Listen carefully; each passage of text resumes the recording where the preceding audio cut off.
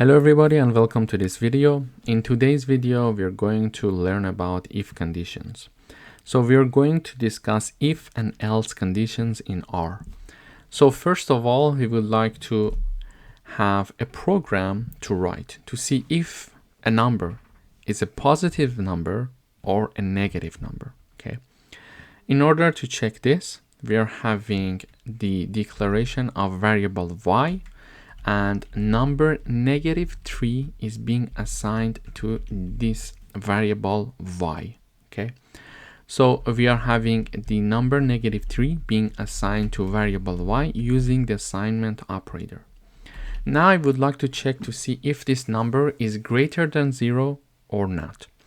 In order to check that, we need to use if conditions. In order to implement the if conditions, it will be like we would like to execute certain part of the code only if a certain condition is true.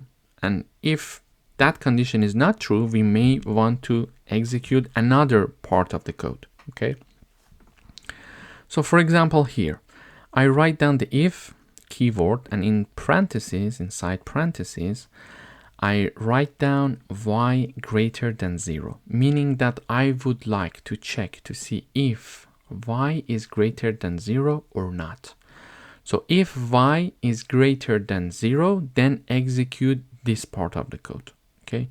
So if y is greater than 0, print this message, y is positive. And we are having the else part. Otherwise, if this condition is not true, then execute this part of the code. Okay, so either this part of the code is going to be executed or this part of the code is going to be executed depending on the value that is assigned to variable y. So when we write down the conditions here, the if conditions inside parentheses, we write down the conditions. We check that, okay, if y is greater than 0, execute this part of the code which says y is positive. So when I run this code, number -3 is assigned to variable y, and the compiler checks to see if -3 is greater than 0. Is it true? No, it's not true. Therefore, this condition is not met. Therefore, this part of the code is not executed. Then compiler goes to the else part, meaning that, okay, do whatever when the above mentioned condition is not true.